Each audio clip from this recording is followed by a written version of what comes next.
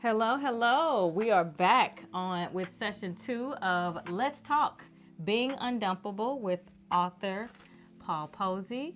And he is the author of Be Undumpable. Is this the book? That's one of them. Oh, that's Oh, one there of it them. is, There's right the Be here. Undumpable. Now, All right. So she's got the original one with my picture on it, but this is the 2023, and I don't think people know that I actually wrote that book in 2017. Oh, wow. Yes. Yeah.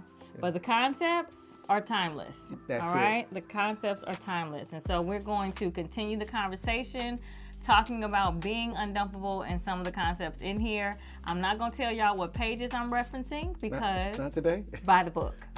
You said not By today. The book. Yeah, not today. So we're going to continue. We talked a lot about the first part of the book and some of the things that... were worth discussing and kind of breaking down. What I can say about the book is that no matter where you are in relationship, no matter your age, it's going to speak to you in the season that you're in. Mm-hmm. And so, of course, for me, Jus Jerri, I am coming and referencing this book from a place of being a divorcee, being a mother with adult children, young adult children. And so I am in no way needing to kind of go through any of those first swimming lessons when it comes to dating and relationships that we go through as young teens, young adults. One would say you're a little rusty. I'm good.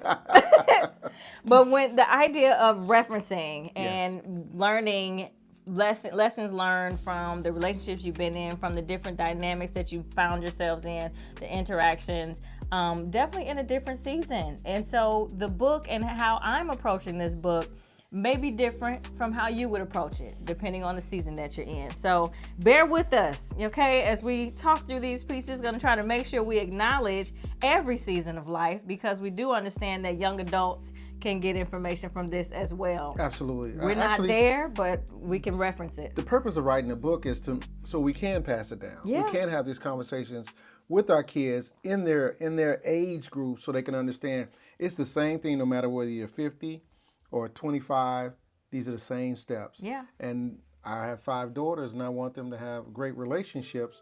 So I did not hesitate, or there's nothing I wouldn't say to my own child. Yeah, Yes. for sure. All right, so continuing in our conversation, the next little area I wanted to point out was the vetting process. And you listed some things again. I love the list. Everybody's got lists, they just don't talk about They it. don't talk about They it. don't talk I about love that you put the list in the book. So we're gonna, one of these lists, when it talks about the vetting process and having your non-negotiables and things like that, it says you ask them to quit. So this is around smoking cigarettes. You ask them to quit. You start smoking too. You stop dating them. You try to compromise with them because they are a great person. And this is an example of how we can or cannot negotiate or give grace or adjust to something that could possibly be a non-negotiable for us. And I know you spoke about it in our first conversation about how we let love take us beyond our non-negotiables. Absolutely, and then that'll be the very thing that ruins your relationship because you knew it wasn't going to work, and that's why you label it a non-negotiable. So those are the options, right? Yep. And what were they again, please? You ask them to quit. Yep. You start smoking too. You stop dating them. You try to compromise with them because they are a great person. Okay, so years ago, this is a true story. I understand. Yeah, years ago, someone was like, "Hey, you might be missing out with just because somebody smoked," and I was like, "That's not what I want." But I tried it, and I tried to make concessions of where she can smoke. Well, she said she would smoke downstairs, away from the apartment. And then she was at the bottom of the stairs, and then she was outside the door, and then she wanted to smoke in the apartment. And I was like, you know what? Follow my first mind. It's just non-negotiable. Yeah, Yes. yeah, for Yes. sure. And I definitely, so there was another part in here where you talk about watching a person in action as they conduct their life is important. How they function with their money, friends, family, and their job should be a part of the process. Yes. And so even thinking about that example you just gave, when you think about how someone moves, Yes. and even in the idea that they ask you to negotiate, that they want to negotiate a non-negotiable. Yes. To me is like, that's a flag. yeah, because now you're not honoring my non-negotiables. Right. And it's in favor of them, not you. Yes. There's nothing about smoking this. Because who's compromising in that situation? I am. I did. And I was thoroughly unhappy with it. So I should. How long did it last? Maybe about 4 weeks. About 4 weeks. Because each step was a different step, and then you add some weather to it. She wanted to be close to the door, so, and I was like, no. And so why is smoking my non-negotiable? My mother's smoking. We couldn't hug her. We couldn't be around her. That's why you create a non-negotiable. And I was about to say, even when I think about smoking, like, don't you taste that when you kiss them and stuff? Yes, unfortunately. And their clothes smell like it too. So.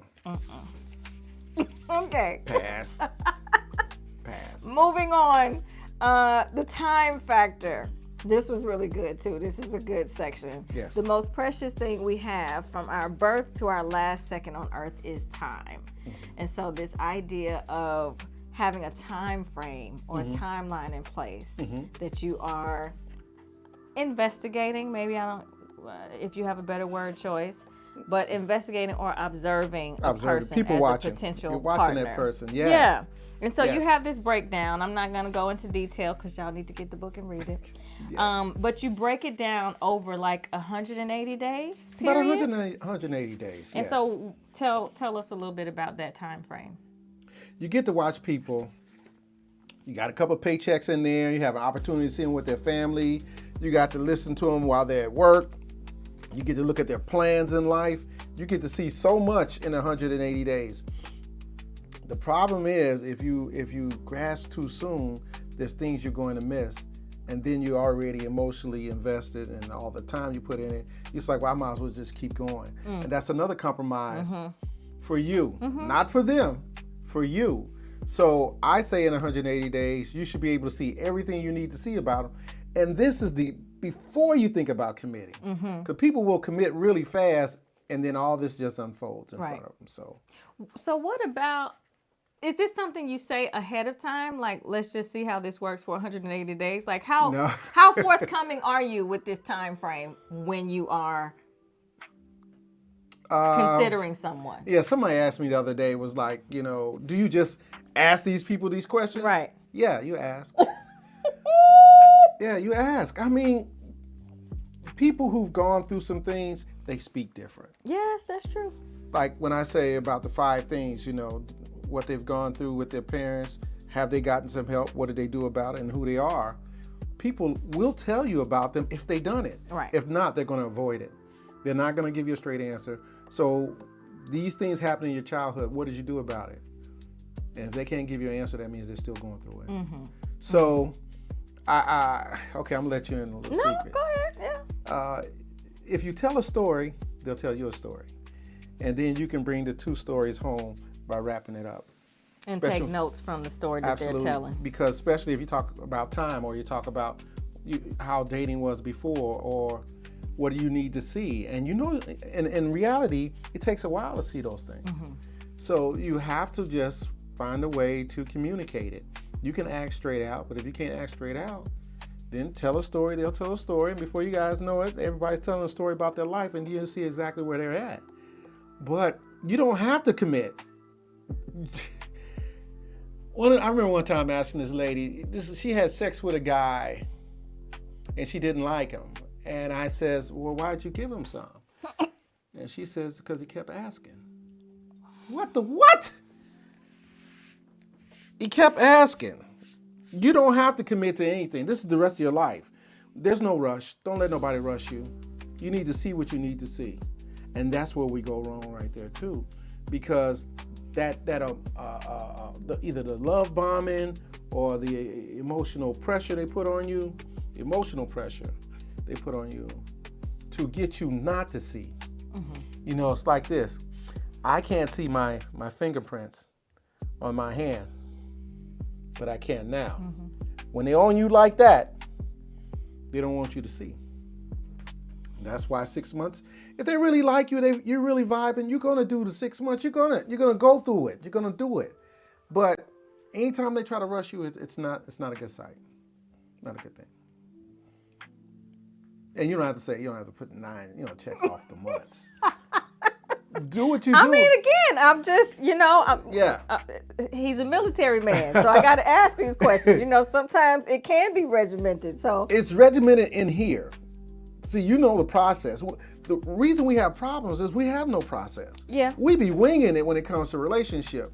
So you're talking to somebody. I don't think it's a bad idea to mark month 1. Absolutely. Absolutely. In my own personal planner or something. Yes. Just to kind of do some check-ins. When you're in your 20s, you can do that. Yeah. And when you're in your 20s, you can do it. What did I say? What school you went to, and are you my cousin? That's all you need to know when you're in your 20s. But as we get older and life is under the bridge, you need to look and see what they've been up to, because these are the people that want to be in your life. And if you don't take the time out to figure out who they are, you're the one. I'm telling you, one of y'all know if it's good or it's bad. Right. So I had also heard a concept around the idea of considering someone in all 4 seasons. So that would be more of a year instead of 6 months. And the way it was presented was kind of considering someone 3 seasons through all 4 seasons, because seasonal change can affect people's mood and behavior and the way they move. Like a sunlight, you mean? Sunlight, winter, what they call it, the seasonal, what people go through. See, we're in cuffing season right now. You know what that is, right? I've heard about that. Okay, yeah. we're in cuffing season right now. So that means you didn't get picked. You didn't get picked in the spring and the summer. So now you're looking for somebody to go through to cuddle with, and that's probably going to end right. When it get hot enough for them to go look at something else. Just before Valentine's Day. Oh, no, that's how that closes out. Yeah, because what you kind of do is, what I say is, you meet them, you watch them, you engage them, then you date them. You got all cuffing season to do that. So by the time it gets warm outside, now you're doing outside activities. You get to see them do more. Mm-hmm. But you should, if you're not selected by, I say September 21st, you pretty much lost. I'll tell you, it's just like, because the reason I say September 21st, now you're going into the holidays. Are you going to the house with them? Are they going to your family? You should know by then. I guess I was thinking seasonal as far as how weather affects, how the moon cycle, the sun cycle affects people. Okay. Daylight savings affects people, because literally you see people fall into dark spaces going into the wintertime. What do you think you need to see in a relationship? Well, in a person, you said not a before. Relationship. Yeah, what do you think whatever you need to see, you need to be able to see it. How can you see it? That's your vision. Mm-hmm. I know I need a communicator, so I'm going to exercise some communication at different levels. I'm going to need somebody who can dance, so I need some dance events to come up. Mm-hmm. I need somebody who likes concerts. If they like concerts, I need some concerts to come up. Mm-hmm. If you shut it all down and say you're with them and they tell you they don't dance, they don't like comedians, Agreed. You know what I'm saying? Mm-hmm. So you need to just go ahead and just say, hey, let me go on through these steps to see. But also ask the questions that you need to know so you can have those answers. The purpose of asking the questions, even if they lie, they become measurable. Mm-hmm. I thought you didn't like broccoli. I'm just saying. It's true. I thought you didn't like broccoli, and you eat broccoli. Asking the initial questions at the beginning and the first couple of times you're together, they can say all the right things. All the right things. But as you start living life and life rolls out, then you, like you just said, well, wait a minute. I thought that's... Absolutely. I thought you said you could do this, or you would do this, or that you had done this. Or they say, I thought I told you. Mm-hmm. But this is how mindful you have to be about dealing with people, And this is why you don't rush into being in a relationship. Yeah. Because once you commit, now you're trying to find a way to uncommit without litigation, pretty much. Yeah. And we spend too much time backpedaling from decisions we made with people that we did not vet them so they can even be with you. Right. I like you, you like me. Well, that's a very limited. Like is good. Like is good. Matter of fact, sometimes like make you give passes on on things that you don't want in your life. So that's why we don't do like that. When I like you, I like you. I like it. Backpedaling. You said backpedaling. So backpedaling reminds me of a soft version of divorce. When I think about the unraveling of a marriage and when someone gets to the point where they want to file for divorce, it is a backpedaling and unraveling of things. And then even the process of divorce and how things have to be it's tied together, right? Yes. All these different things are tied together, so it all has to breaking of all emotional bonds. Undone. Yeah. Yes. Not just it do emotional, come undone, boy. and not just emotional, but even when I think about the process of changing my name, going back to my maiden name, and just all the different paperwork, especially, and I hate to say it this way, but especially for a woman, because a man don't change their name, you know. So thinking about what the process was. But you call them changes. I was just joking. That's not true. Not for me. Okay. Not for me. One of a million. It's just okay. No. Okay. There wasn't. But changing the name and all of that process to go back to reclaiming, literally the paperwork said, and she may be restored to her maiden name, and that process of restoration with contacting all these different accounts and all that type of stuff. What about the the emotional unraveling? Because this is your person. You know, I think my ex-wife said, it was about dividing who she was. She's no longer my wife. She's my identity. Ex-wife. Yeah, but not hardcore paper. It's about exactly how you feel and how you had planned your future. You're unraveling that also. Yep. Because now you're about to create a new future without that person. That's what I mean. Yeah, for sure. And I think for me, to your point, I think for me, a lot of that was happening even before I announced. Absolutely. You know what I mean? Well, because for me, there was a detachment stage happening even before I let the words come out of my mouth that I no longer wanted to be married. I think it's on average 6 months, women, they start divorcing before the divorce. Yeah, you didn't know I was paying attention. No, I don't think. I think mine was longer than 6 months. Yeah. Well, but that's because there were children involved. Chipped in, yeah. And I kept kind of going back and forth, like let me wait it out until I get the kids through school. And that's the part of it is you need to know these people so you don't have to do that. Yeah. Because what really tears up families is connecting with the wrong person, and then how they respond after you tear apart. They don't want to see the kids, or they're mean to the kids, or whatever that goes on. There's a million things that go on once people start embarking on I'm going to challenge you on connecting with the wrong person, though, because they could have been the right person at the right one time. Age, right, at one age and in one season, but because there was the maturation between the two people happened at different rates. Absolutely. That's your 20s. That's your 20s, That's your 20s, yeah, absolutely. 30s look different, and 40s looked a whole lot different. So I was not talking about the longevity of those people. Right. Because now there's people getting in relationships right now. Yeah. Because for my ex-wife was my person. Yes, I got it. Yeah. Do I see traits of who she? Yes.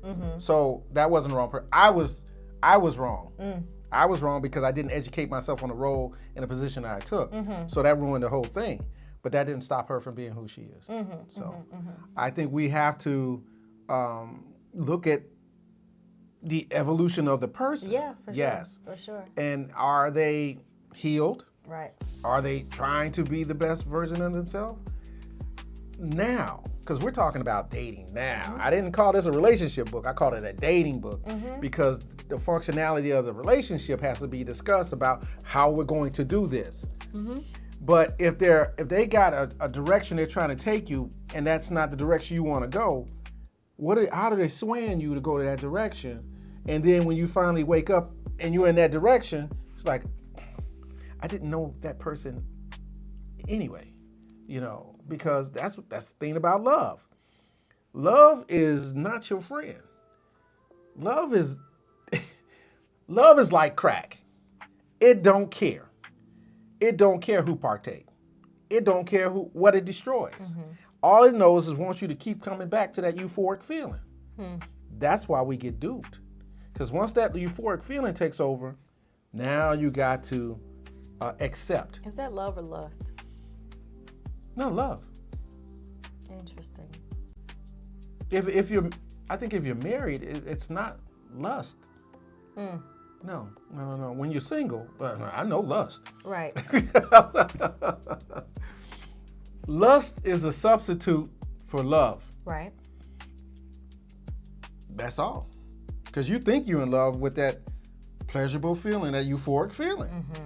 But it has no substance for tomorrow. So it's just that moment. And you can put lust anywhere, and you can put love anywhere. We're not dolphins. We're not penguins. We don't mate for life. So if that was the case, if love was bonding like that, we wouldn't bond with nobody else. But very capable of bonding with other people after our initial person. Interesting. Were you a virgin when you got married? I was not. Okay then. That guy, the guy you lost your virginity to, if that was love was But real. see, I think that gets us into a place of discussing and breaking down the definition of love. Because what I have a definition of love. I thought love was at 14 when I lost my virginity. Absolutely. Was not the love that I felt when I decided to accept a proposal of marriage. Right. At 21. Right. You know what I mean? Yeah, so I was just talking about the bonding part. Yeah. Because if lust bonded us like love, right, then that proved that that's not capable. Because that lust was that lust in that moment. It wasn't forever. That's what I meant.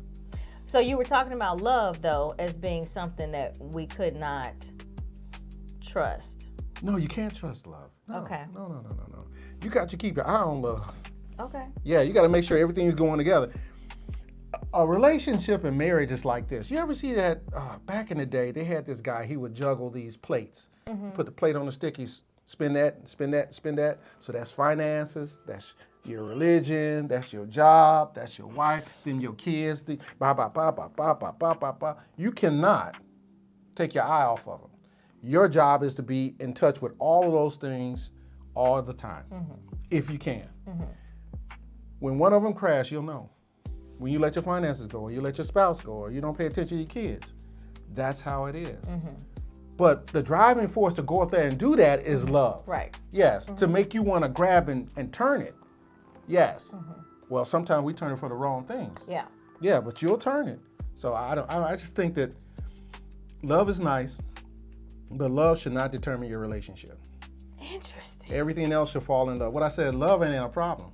Everything else is. The reason you're asking all these questions and doing this is to create a safe place for love. So when you start loving, you don't have to stop. Right. Normally what happens when we pick the wrong person, we got to stop. That's a part of the unraveling. I can't love this person no more. Right. That was such a good feeling. You my crack. You my crack, and I got to let you go. Because of all the other things around it. I got to go to rehab. Okay. All right. I'm kind of marinating on that one. Okay. Flags and whistles. Yes. What are flags? Flags are signs that a potential mate has shown you that may not be good in your relationship. And you have yellow flags, slight issues with finances, temporary housing situation, in between jobs, fully employable, going through a divorce, children not ready for commitment, as being yellow flags. Yes. Yes, because you can change all that with motivation and education. So you can see it. You give them, if you ain't got no job, let me see your resume. Go see. I know these people over here. Go see them. If he don't go see him, them people. Now it's a red flag. Well, unless he come up with something better. Right. I was on my way over there, but I came up with that. But if he don't never go over there, that's a red flag because they are who they are. Yeah. We give hope for people, but sometimes they are who they are, and that's where the pretenders come in, because they'll pretend to do the things we want them to do, and that's why you extend it out. Right. A good time frame. To just see the pattern Absolutely. of behavior. Yeah. It's so true. Even thinking about the temporary housing situation, thinking about how people can be down and out, you know, having to have a roommate situation or something. Yep. And you think they're saying, oh, this is just, you know, for the minute or whatever. And again, if 6 months go by, that's right. You don't have money saved What's up. your plan? What's your plan? Hey. You don't have money saved You the up. plan. You the plan. Oh my goodness. We don't want to. I would always say that they have an opportunity to better their lives. Yes. Every day, before you meet me, you have an opportunity to work on your credit. You have an opportunity to get your driver's license fixed. You have an opportunity to get a job. If you're not doing that when I meet you, then you're comfortable with where you at. Now, they want you to accept that. And once you accept it, you have what you accept. Yeah. And they want you to accept everything that they told you and everything that they didn't tell you. And we'll throw it back at you to say, well, you knew this. And not only that, you're in that emotional bind. Yeah. Okay, red flag is a trait, characteristic, circumstance, or situation that would require extreme toleration in the context of a relationship with the person. Red flags, criminal background and domestic violence, suspended or revoked license, living arrangements illogical, no job, unemployable, active addiction, anger issues, no money, does or does not want children, legally separated, married. So would you say that the red flags the red flags could be non-negotiables as well? You know, when you look at the red flags, some of that's character. It is. How did you get to that point? You know, people looking at the event, but how did you get to the event? Right. And what are you doing about that? And so what got you to do domestic violence? Have you gone to anger management? How long has it been? Right. You know, what triggers you? You know, things like that.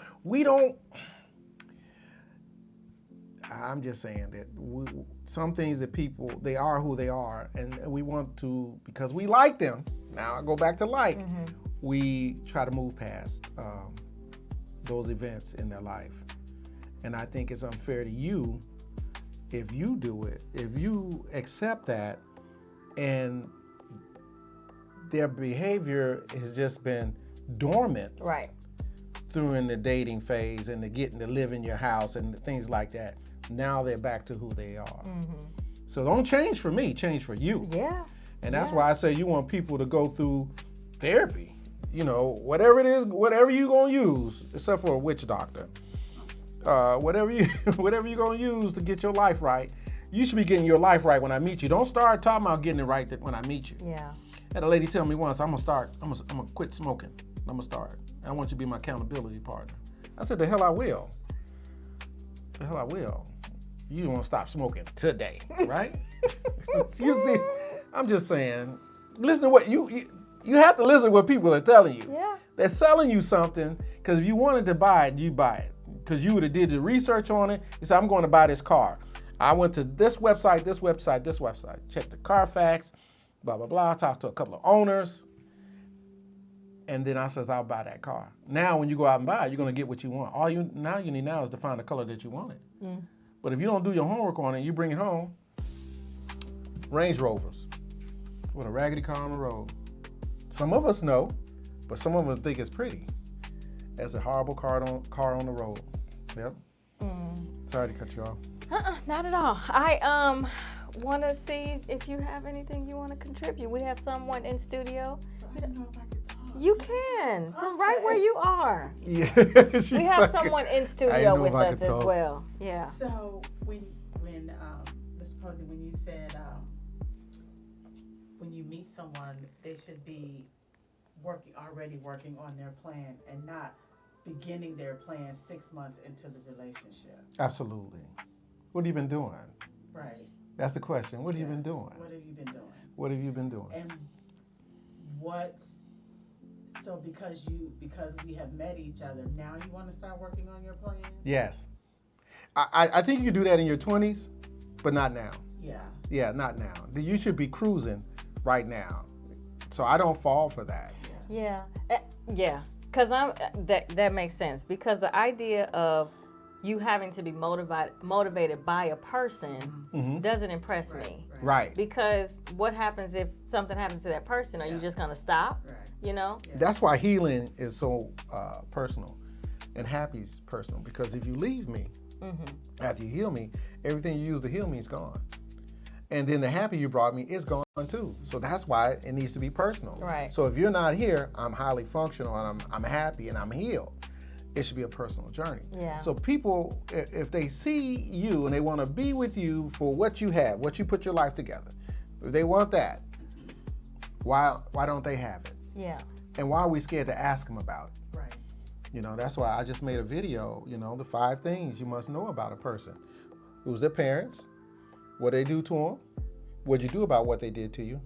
Who'd you become because of your parents? And who you want to be? And I just said, the majority of people are stuck between recognizing what happened in their childhood and what they're doing about it. That's, to me, that's a yellow flag. Maybe you are in therapy. Maybe you are working on it. But those who are working on things can tell you that they're working on it and the tools they're using to work on it. Yeah, and how it's helping them. Absolutely. And you can see it. Yeah. And they'll be happy to tell you Yeah. because it's just making it greater them. Yeah. But if they don't know, they ain't going to tell you. And the only person you want is the last one, who they want to be. That's who you invest your time in. That's the love you invest in. So if they tell you anything like, and they're stuck right there, I highly recommend that we can't heal each other. That's not our jobs. That's not our jobs. And we shouldn't trauma bond either. Yeah. Because sometimes we trade red flags. You know, he ain't got no car, ain't got no job. Well, we can get together. Yeah. That doesn't really make sense. But Yeah. people will trade flags, so For you sure. shouldn't. How important is your peace, your love, your happiness to you? That should motivate you to ask more questions. Most people don't do that. I think even that question, how important is it? It becomes more important and it becomes more sacred the older we get.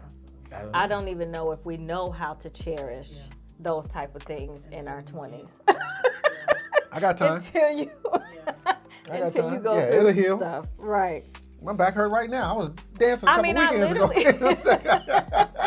I literally remember, you know, to get married at 21, I remember saying, we said it so many times, we're young, you know, we'll stumble a little bit, but we'll grow together. Yeah.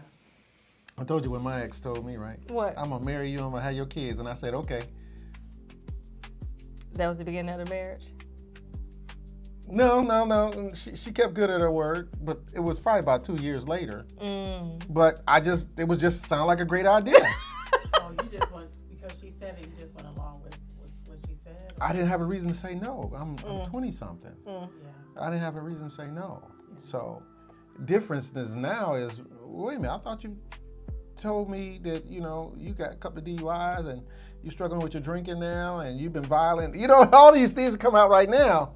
What are you doing about it now? Well, in your 20s, that's the best time that you can overcome together. Yeah.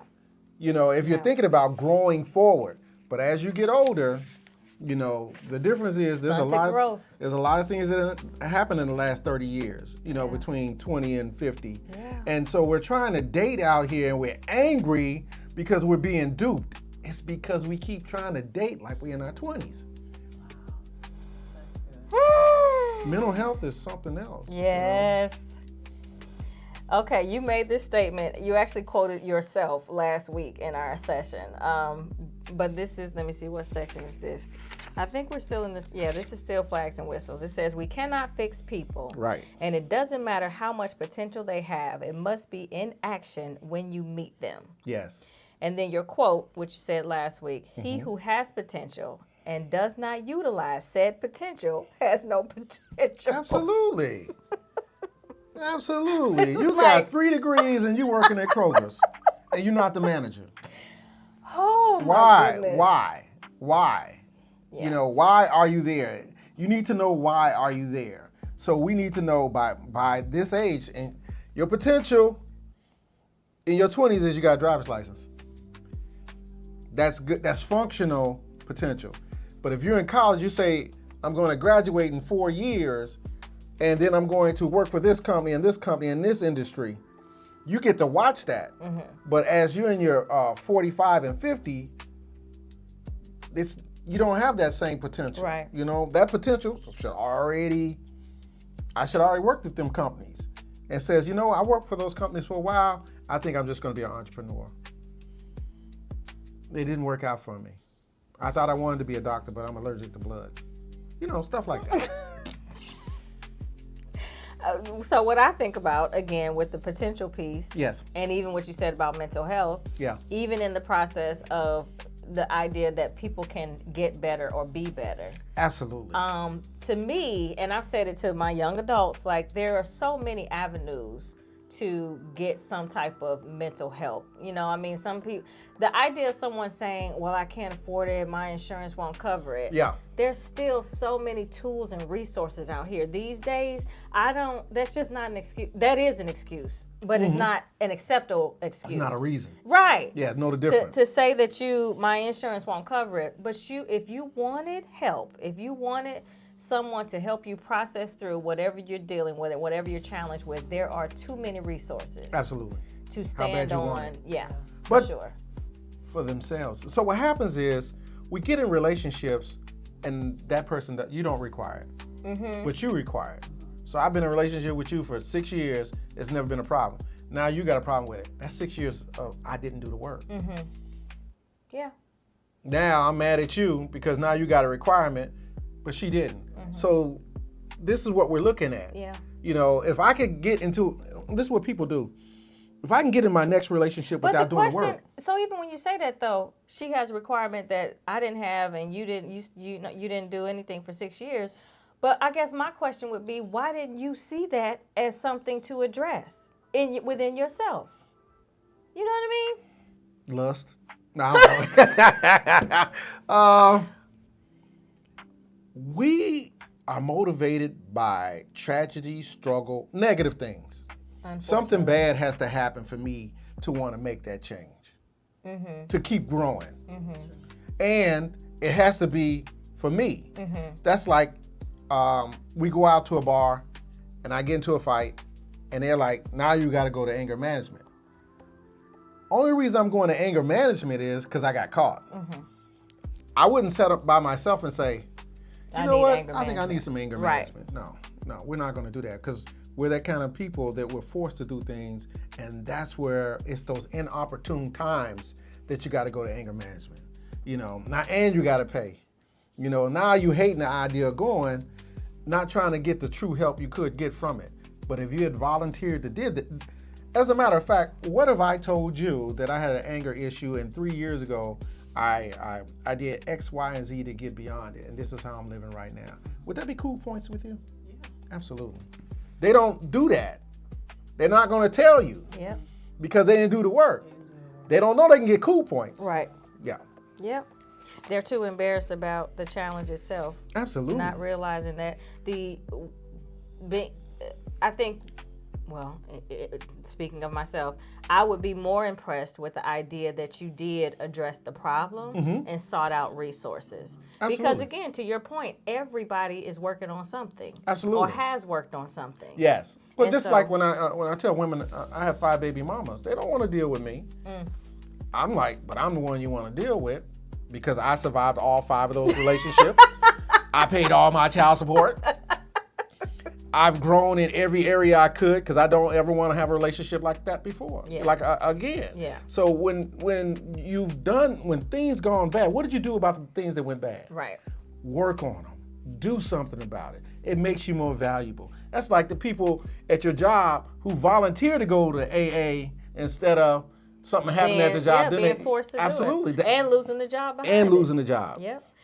When you talk about the 5 baby mamas, you throw that out there. But I think another thing that is worth boasting about as a father is that you are actively involved or have been actively Well, I don't know involved. about both because you got to hurt some people to make some bad choices.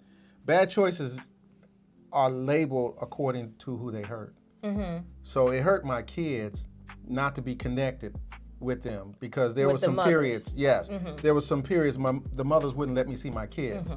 So it's a work in progress because as they progress, things come out in them that I have to address and we have to address because of my bad choices. Yeah, so I would say I would like to think I'm on the top of the world, but I'm talking to my kids right now, and some of them have issues about yesterday that I cannot fix. But it's still commendable that you're willing to do the work. I'll take that. I'm happily How single. many I'm just saying, hold on a fathers second. would not- Let me throw this out there. I'm happily single. If you want. I said happily. Happily single. You come with your stuff together. What? I'm gonna ask them questions. Yeah, but you're right. You're right. I wanted. There are men I did the work. who would not be willing to do that type of work. Absolutely. I mean, you've even shared how some of the conversations with your kids have not been nice. Woo. You know what I mean? But you sat through it. Absolutely. And pushed through it, and you guys are moving forward. Yes. You have to remember you used to be a kid. I think sometimes we as adults, we forget that we were kids. And the things that we saw, the things that we went through, the things that hurt us, the things we saw our parents do. Your kids get to see the same thing. I just recently made a thought that what we're showing our kids right now is the worst things about relationships. We're not showing them the best things about relationships. We're showing them the worst things about relationships. And they're absorbing what we're putting out there right now. And they're saying, I don't want a relationship. I don't want to be married. Why don't you want to be married? The hell? Yeah. They can just show their cell phone because of this topic right here. And this topic right here. And this response right here. You know, as I watch more social media, I don't hear solutions. All I hear is blame, angry, mental health issues, blame, all that. Yeah. And we're not doing it. And our kids are, the sponges we created are just soaking it up and says, I don't want anything to do with those people. And they're talking about us. At our age, how come you guys can't get it right? How come you guys can't have regular relationships? Because our mental health has been compromised, and our willingness to go get help without a negative stimuli has been done. That's why I'm powerful. I'm powerful. When I say I'm powerful, it's my ability to make changes without negative stimuli. I don't need no more bad things to happen to me to be my greater self. Do you know? I don't even know what I would. The unprocessed trauma. The unprocessed trauma. Or those who don't even know that they have trauma. Until it surfaces. I'm triggered. Yep, Yeah. that's true. Flags are there for a reason, to show others that this person has not completed some of the cardinal steps to being undumpable, Absolutely. which are clearly time wasters and will repeat this cycle until you get tired of getting it wrong. Absolutely. So, Sick and tired. Either pick sick or you pick tired. Don't wait for sick and tired. yeah. Yeah. So, again, Yes. my reflection in this is when, and maybe you can speak on this as well, when you consider someone, you're in conversation, they point something out about your personality or your characteristics that you don't feel is a red flag. Like, it's not a negative thing type thing. But then you get into this conversation and now you're questioning, is that a negative trait or not? Have you ever experienced that? Most people don't like to talk about flags because when they have them, man, everything goes. Yeah. I think sometimes you just gotta observe them. I don't know if you should tell them. You tell them about yellow flags, but if you tell them it's a red flag, you got to do that early. That's in the dating. So there should be no red flags in relationships. I'll give an example. Yes. So I have been told over the years that me shutting down and getting quiet, especially like during a spat or something, is not good. Yeah. However, for me shutting down or getting quiet is to make sure I don't have to regret anything I say. Yeah. Because I know in high emotional spaces is where people lash out, anything comes out of their mouth, and you can't take those words back. Yes. So I shut down, I get quiet, I take in, what's being said to me, but I would rather revisit when the emotions come down. But would you express that? So there were times where I didn't, but because of how it was pointed out, I got to a point where, yes, I would say it. Like, let me just That's the level of conversations you should have about what happens when we disagree. What do you do when you disagree? What does that look like?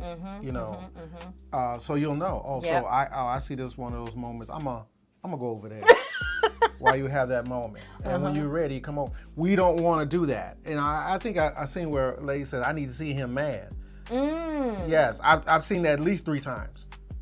They want to see you mad, and I'm like, I don't think that's fair, because you're probably going to do something unfair to get to the point to see that, because logic says you shouldn't have been doing that. Now we have a problem, and I think we shouldn't do that. But What they say, you should poking communicate. the sleeping bear. Absolutely, you should communicate down to the DNA of you two coming together.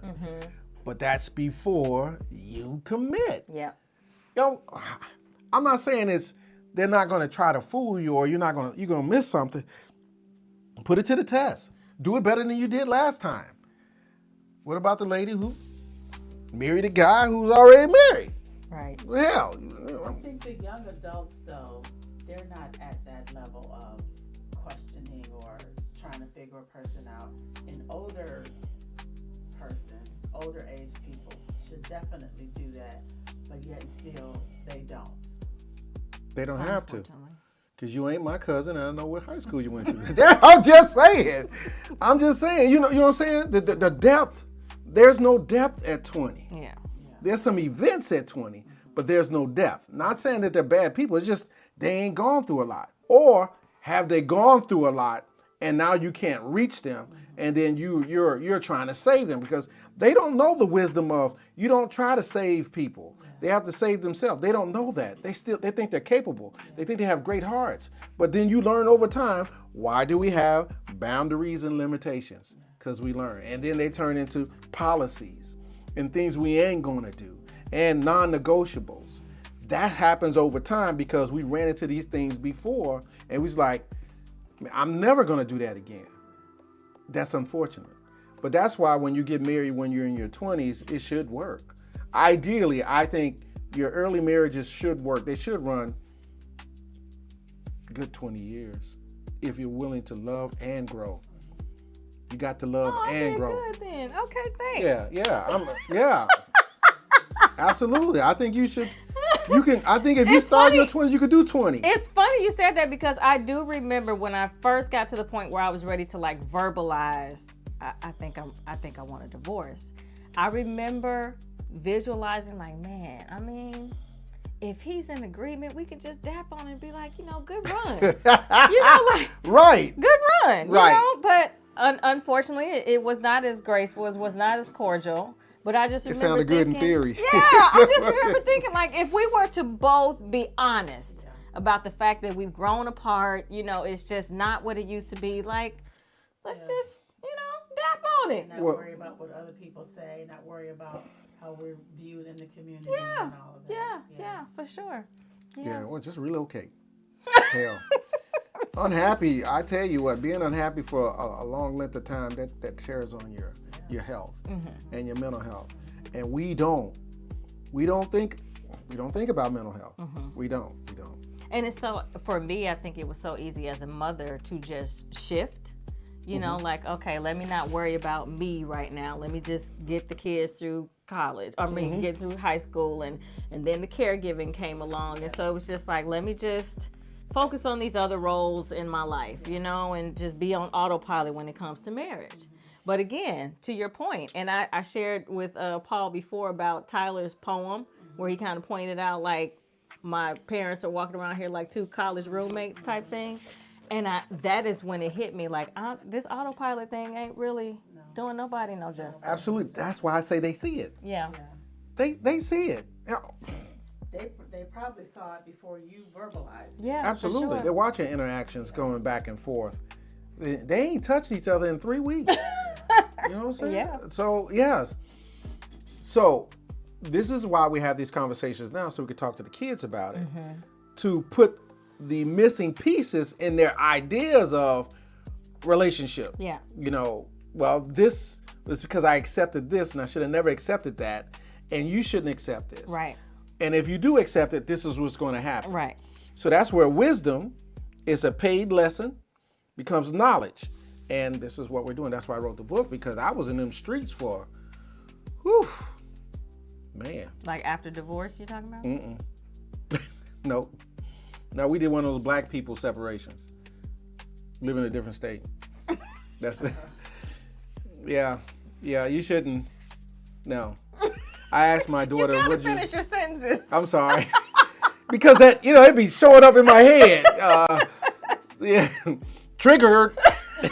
I remember talking to one of my daughters, and I said, what'd you learn from mom and dad's marriage? She says, separation doesn't work. So it doesn't. It doesn't. There's an opportunity to communicate at the lowest level of that. But if you've already been lying, and I'm not saying about lying where you at, lying about how you feel. You've already been doing that. It's just a bigger divide later. So, and then everything that comes with that divide. And then you're subject to that. So kids don't miss that. Kids don't miss it. Especially you say, my kids are smart. No shit. Right. Yeah. Yeah. Figure that out. So Yeah. if we're going to give them that credit, if we know that they are smart, Absolutely. then we got to take the statements that they give us. Especially you think you got a little Sherlock Holmes, he already know. Yeah. He already know. And it's interesting because Tyler, again, was one of them that saw my happiness, saw that I was different when I separated, when I moved out, you know, and was able to kind of acknowledge, like, okay, I get it. But that idea of being able to revisit the conversations and fill in the blanks, I think that's still a process that's happening. Yeah, that's what I'm going through right now is children get bits and pieces of us interacting. They don't know the behind the scenes. Only you know the behind the scenes. Yeah. But what I didn't know was, I didn't know what they saw. And I didn't know what they didn't see. So those are the process of the conversations of, so what did you saw, what you think you saw?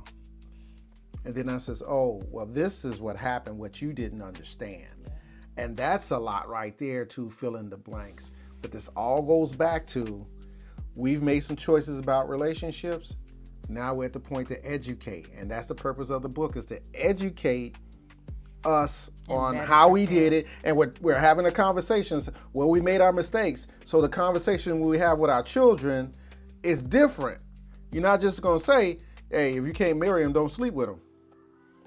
No, you got to give some more information than that. And this is why. And this is why you should look in their past. This is why you should look at their parents. This is why, this is why, this is why, this is why. So they can have an informed decision about a person. Yeah. Not just either lust or like. You know, And those three L's. Lust, it, like, and it gives love. more context to the idea of saving yourself for those who, you know, are talking to their young adults in that aspect, or teenagers into young adults, about that idea of saving themselves, learning everything else about them. Because you have people who talk about, well, you know, don't want to test drive, or, you know, like you got to test drive before you buy the car or whatever, and all those different things. But again, if she ain't no virgin, I'm test driving. Okay. Can I finish what I'm saying? sorry. I'm just, my honest opinion. Thanks. All right. Thanks. All right. So when you talk about your time frame, Paul, Yeah. let's just bring it on back, because you just said it now. What? So talking about your time frame of 180 days. Yeah. When are you test driving? Oh, we're going to talk about sex later. I know. But No, that's later. You just inserted your statement. You would not grasp how many times it was not my idea to have sex. So it's not just about men having sex. That. So I believe that. whenever she'll say yes, I guess. Within that 180 days or after the 180 days? Oh, no. I'm not pursuing 180 days of feeding and enjoying somebody. No, we're not doing that. I'm 57. I got a good 24 or 5 years left. I don't know what you're saying right now. Okay, what I'm saying. He ain't waiting. What am I waiting for? Wait. Okay, so wait. So how does that? But you were just talking about the fact of not. Sex is a part of the interview. No, I'm a man now. I'm not a woman. I get it. So if it's happening within the 180 days, Yeah. then where does it fit in the time frame? After 30 days? 60 days? Is there a time frame? No, there's no time frame. Oh my gosh. Not But at this- that's an emotional attachment, or is it not? 3 times in 10 days is an emotional attachment. I can't. I'm moving, Just, I'm moving on. listen, once you understand life, right, then you understand life. Yes, I didn't say there's a time limit because there's been times there was no time limit. But you don't but think the that interview does not stop because you have sex. It doesn't. Does it not heighten the emotional connection though? Because Yes. I thought you were saying about the time frame I to didn't say nothing. I said in there. You better. wait. People read what they want to read. No, That's just like Listen. Okay. You said, yes, you just said sex does not stop the interview process. absolutely it doesn't.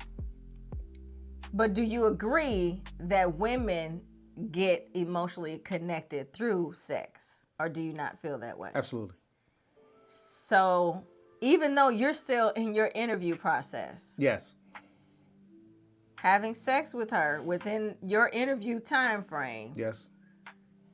could very well have her more emotionally connected to you than you are to her. Man, you better have your shit together. Okay. Why don't we tell the truth? I'm telling you. Look. I'm listening. Look, I hear see, you. this is why we're not talking about sex, because when we get to the sex part, there's a whole conversation why hear it goes you. down like that. I hear you. But yeah, I think if you want to have That's sex, where say she doesn't she doesn't what? have her stuff together. Then, And yes. then you say, well, you know what? This ain't. I can't So do we go this. back to. But we slept together. I've given you. Well, you know, I'm sorry. Sorry, player. That was the game. That was the hand you played. I wasn't tricking you into do it. We willingly did it, but my list Hasn't been fulfilled. yeah, I'm not checking off anything on my list, and you've already. And this is for the women. Stop giving up your cookies. Stop. Did you hear what I said earlier? What I said was it wasn't always my idea. Yeah.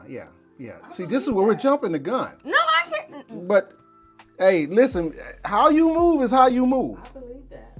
As we get older, some of those stigmas out the window. And shouldn't that be a red flag? If they want to jump in bed too quick. Come on now. Maybe Is there? Wait a minute. You meet them, you watch them, you engage them, then you date them. And that time frame could look different That every can look time. different. around. If I like you, I'm not moving past that till I know more about you. So if that happens later, before I even start, in the beginning of the dating stage, it doesn't stop for me. It doesn't stop for most people now. Because you have sex early. It doesn't. I'm just saying. They do it. They're having sex. There's people out there doing it, Jerry. I hear you. I guess again for me to know that both it just heightens the both. emotional. Yes. It heightens the emotional connection. Yes. And from my experience, Mm-hmm. it has been a better situation to wait It doesn't with matter. that. Huh? What? Women are different after sex. So are men. Yep. Absolutely. That's who you want to date. What do you mean? That person after sex. That you need to find a way to know who that person is. They're giving you a front before sex. Oh. Things change after sex. Mm-hmm. If you can meet that person without having sex, you're winning. Mm-hmm. But sometimes they don't become that person until after sex. Correct. So that's the, life. I'm gonna tell you, if it was cut and dry, we all be winning. Mm-hmm. But no. That person, how do you meet that person? Mm-hmm. If they give you sex, now you're gonna meet her, and that might ruin everything because For sure. that real person showed up. And I guess that's why I was kind of asking, just to see if you had a gauge on, so if it's happening within the 180 days, are you waiting 30 days? Are you waiting 14 days? Like what? Women just to control see sex. if you have Women any. control sex. Men control the relationship. When is it going to happen? So she says, "Hey, what you doing Friday?" I'm like, "Nothing." She said, "Oh, Me? yeah." I'm like, "All right, what do you?" There's a reason why people have sex before commitment. They trying to ruin everybody else who wants to be with you. That's what they're trying to do. They're trying to eliminate territory. man. Yes. Or, see, I don't want to talk about it, or they need a place to stay. I'm just saying, you've got to know the why. Yeah. If you explore people enough, you'll find out the why. And somebody who's been married 20-something years, they ain't got all that kind of time. Yeah. Like, what do you feel like? Do you have a gauge? Do you have a time frame when it comes to intimacy, dating? Oh goodness, somebody upset. My neighbors heard that question. No, I'm just joking. This is the dog's name. It's not about me. They can't see you. Any experiences when you think about like a dating experience, meeting someone, you liked them, you didn't like them. What was the time frame? Do you remember? Can you remember any? I honestly, in my younger years, there was no time. Right. Yeah. If it happened, it happened. Right. Older, I don't know. I don't even know if there was a time frame. I just didn't put myself in that situation. Yeah. You know, so. And even if it wasn't a time frame, was it like 3 or 4 outings, 3 or 4 dates? Yeah. That type there thing. There was some time spent. Right. Yeah. Because I think to One your of us point, date women. One of us in this room date women. Yes. what is your point in saying that? My point saying is, I understand exactly what you're saying. Because whenever, I'm telling you, whenever she feels like it, either you up for the challenge or you're not. It doesn't matter. It doesn't matter who she is. Well, so again, with everything we're talking about in the content of the book, if it's a good date where there's been a lot of conversation and you have gotten some of those questions answered and everything, I can get how the time frame can be adjusted. Flex. Yeah, flex and be different with every situation. Because if you get a really good date or outing where y'all just sitting and talking and stuff is coming out, and I mean I understand, I get it. If he's a great communicator. Yes, for sure, and transparent. Yes. About things. Yes, it's a good chance. I think that's the other thing. That's it's a about to downfall go down. No, I'm just joking. Oh my gosh. Okay. This section was flags and whistles. Yes. Flags and whistles. So the whistles. Yes. Whistles are the good things we like about a person. And they tend to go off when we hear something that we find pleasing, or it is something that the person possesses that we need. Yes. And we just had a situation coming here, getting ready for this conversation. Yes. Where we stopped to get gas. I hear someone say, "Hey, Queen." And I look up because I answered to "Hey, Queen." But the package that said it, I was just like, why did he think he could make an advance? The reason he did that is because he's attracted to you. Has nothing to do with you attracting him. Right. He see you. And this is what people go wrong about that. They keep saying it's who you attract. It's who you attract. No. It's who you accept. Yes. Not who you attract. Because a lot of men are looking at you. If you walk past a mommy, you walk about 50 men, they say something to you. That's so uncomfortable to walk past 50 men. Well, there you go. I think about barbershops and stuff, taking my sons into barbershops. That was so uncomfortable. Yes, but he shot a shot. That's all. And I was if you accept it, you impressed. accept it. I was not impressed. Well, he took an L. He did. Who do you think take more L's, men or women? Men, for sure. Because you be shooting them down. If you don't like the package, what you see, And I said to her, I thought maybe he was just confident in, who he is, and he can't lose. He couldn't lose the way he was looking, huh? I don't know what he thought he had to offer, actually. He was just, hey, sometimes We were he at a just gas fishing. station. When I came out, of course, he waited for me to get to the door and open the door and everything. I don't even remember what he said because I kind of closed down. Like, let me not give any ideas. Like, there is nothing. I'm not giving any signals. That might have been your Boaz. No, it wasn't. Okay. It absolutely was not. Sometimes, what did I say at the beginning of the book? About the rapper. That's right. Sometimes we don't like the rapper. Yeah, I didn't like the rapper. I Taking didn't. out the rapper. It wasn't quite good. He wasn't wrapped too tight. Oh my goodness. Okay. And walking out with the brown paper bag beer, like that was his purchase. So again, non-negotiables. Like Non-negotiable. certain things for me, it's just an automatic. And that's why we have them. Yeah, for sure. Yes. There's this guy in the building that I work. He smokes, and I think he's a chain smoker because he's always outside smoking. Very nice guy, very good personality, friendly, good conversation. You know, we've talked about our kids and things like that, and I just commented to myself, if he didn't smoke. You should ask him, when you gonna quit? I did. I would say, you know, those cigarettes, and I know I need to quit.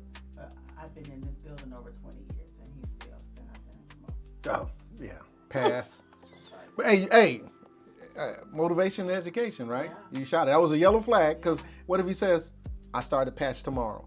Then you're going to walk out, and you're going to see in a couple of weeks if he's still out there. Still out there. Yeah, then he's a liar. Right. Yes. Right. Yeah. He's a liar or just not motivated enough to do it. He told And a it's lie. unfortunate that, saying. you know, so for me, that is, talking about this, that is definitely probably the trigger, I guess, or trauma from my childhood as far as alcoholism. Mm-hmm. And the idea of people saying they'll stop, but then I see you with another drink. Well, it's just one. I'm just have two. And That's just a long lie. and I've seen It's a it. lie. Like I I've say seen it. the pattern. I've Yes. seen the AA, the rehab for 4 or 5 weeks, and everything's good, and then it You need to starts see some picking up. coins, and right? I need to see some I sobriety need to- coins. Yeah, Uh-huh. we need to get 4 seasons. You know, Yeah. give me a year. So sobriety. Yeah. You know, I just Smell I his don't- car, right? Yeah, like yeah, it would definitely take a lot. I don't even know if I don't even know if that's something where I would compromise, you know, when it comes to alcohol. That's why they're non-negotiable. Yeah, it's just been done It's too okay. much damage. No, it's not. You know what? It's not so much as the alcohol. It's the untreated part that keeps them to the alcohol. Yeah, the addiction. Yes. The addictive behavior. No. What got them to do it? The addictive behavior is going to not allow them to stop. Right. What got him to do it? To take fun from alcohol and make it a permanent part of his life. There was something. And this is what people don't seem to understand about when you're digging through people to understand who they are. It's their yesterday that brought them to who they are in front of you. We just don't dig enough to figure out what happened to you and what did you do about it. Yeah. And You if know. this is what you're doing about it, You're not addressing the real problem. you're not addressing the problem. You're numbing And it. you want to put that problem in the house with me. Right. Yeah. So it's not like we just don't like people. We just understand that these are things you have in your life. It took a minute to get there. You just didn't end up with a credit score of 475. And then from a health perspective, if he or she is a heavy drinker or smoker and y'all end up in this long-term relationship, then You're signing up to be a caregiver. yes, health declines, kidney fails, Oh. lung COPD. cancer. Oh. Are you signing up to be Oh. changing the pins and going to doctor's appointments and Liver connecting disease. oxygen tanks and Yeah, all I that just kind got a of new stuff? non-negotiable. I'm just saying. You ain't got health insurance. I can't help you. Yeah. Yeah, it's definitely, and I think, yeah, for sure. When Yes. we talk about being in later years of life, We're in the different fourth quarter. seasons, You're in the fourth quarter. Yeah. I'm sorry, you're only like 38. I'm 57, and I'm here with this young lady, and I'm here to say that, yeah, we have to pay attention to tomorrow. for sure. And we have to understand why people want to be with us. Yeah, Why? We don't get to that. We don't. They'll tell you they love you. And so I'm a caregiver to my father, have been since 2017. He was 65 when I first became his caregiver. And so, yes, I'm 47, but most of my 40s has been as a caregiver, a family caregiver to my dad. And so I have been at the VA with my dad where other men are making advances, but they're literally in their statements saying, I need you to come take care of me.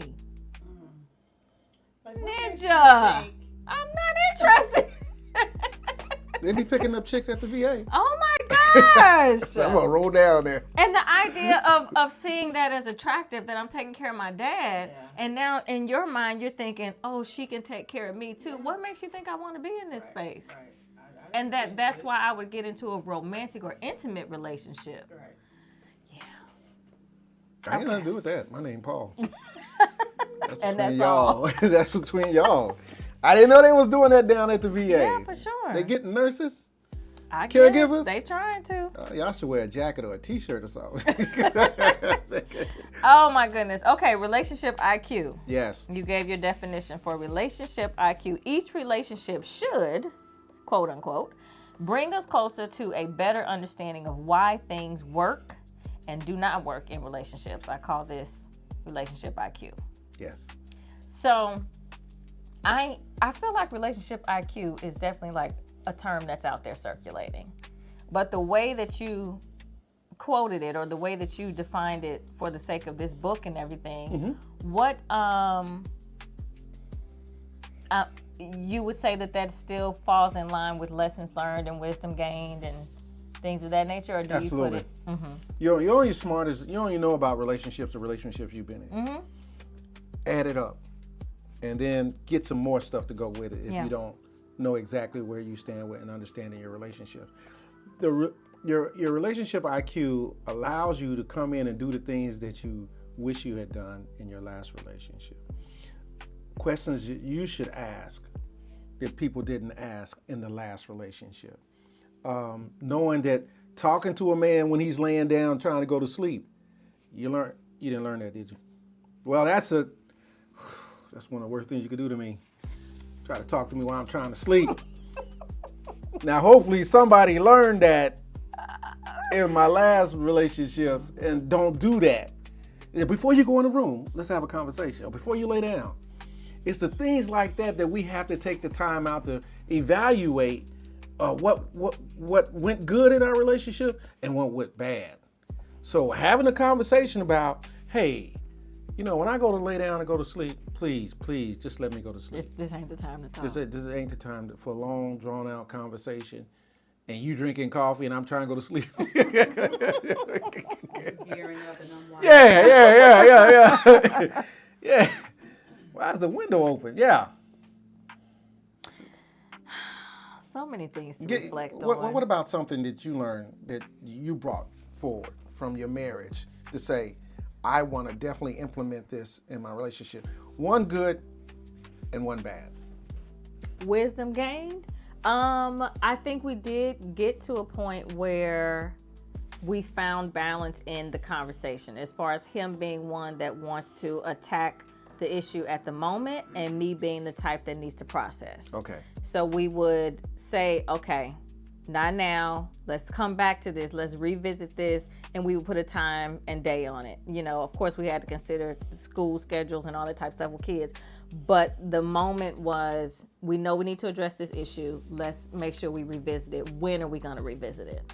Because there were, we learned, that too much time going by would cause more frustration for him. And for me, there was times where I just hoped it kind of faded away. Like, I did not like conflict, and so I would avoid it at all costs. So now how do you use that going forward? Going forward, I think it's the same thing. Well, I am older.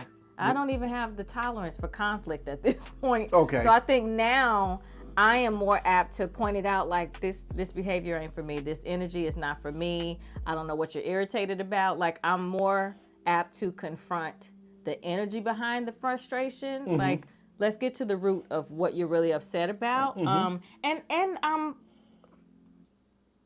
I bring in more counseling concepts at this point because I realized that there was a lot of things that I took on through marriage that I didn't have to. It wasn't mine. Yes. It wasn't mine to deal with. But because of the role of a wife that I thought I should do as far as helping him navigate his frustrations and things like that, I took it on along with him. So I think now, as what you call the single married version, I know I don't have to. So what would you not take forward? What would I not take forward? I think feeling like I have to manage his emotions.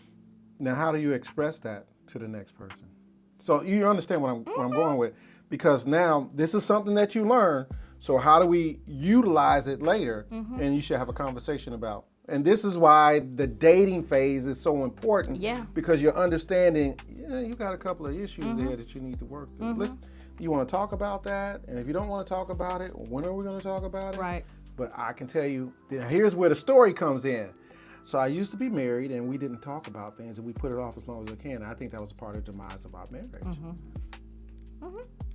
Yeah. Yeah. So that's. But why we again, tell and stories. so that's what we talked about that last week, that I don't feel like everything that gets referenced from old relationships is quote unquote baggage, because we've learned things The lessons. that we're Yes, they bringing become forward. lessons. You Yes, know? policies, And so yes. I think there's times I have been in conversations where people have like cut me off, like, don't be comparing me to him and that type of stuff. No, it's not about comparing. But I did learn some things. Yes. And I know when I'm seeing similar behavior. Yes. So let me point out what I'm seeing that I know is not going to work. This is unhealthy. Or you can always not reference a relationship lessons learned. Yeah. This is a lesson. This is what I learned. I learned a lot. Yeah. I learned Like a lot. Elders used to say, I'm not telling you what I think, I'm telling you what I know. Yeah. You know, and I've seen this behavior I've seen before. it. If you've seen it, I'm not telling you what I think. I'm not just saying this to be saying it. Yeah. I'm Yes. saying it because I've seen it, I know it, I lived it, I've been through it, I learned it, whatever. And, Yes. I ain't doing it again. Yes, and I think the exit ramp is people will say, not everybody's like that. Yeah. I hear what you're saying. Yeah, Just those people who do that are like that. right. And you happen to be that. You're showing me some behavior that look real familiar. But this is why you draw it out. Yeah. So you can see in different aspects, you can say 4 seasons, different aspects of their life and see how they function with their life, so you understand who this person is.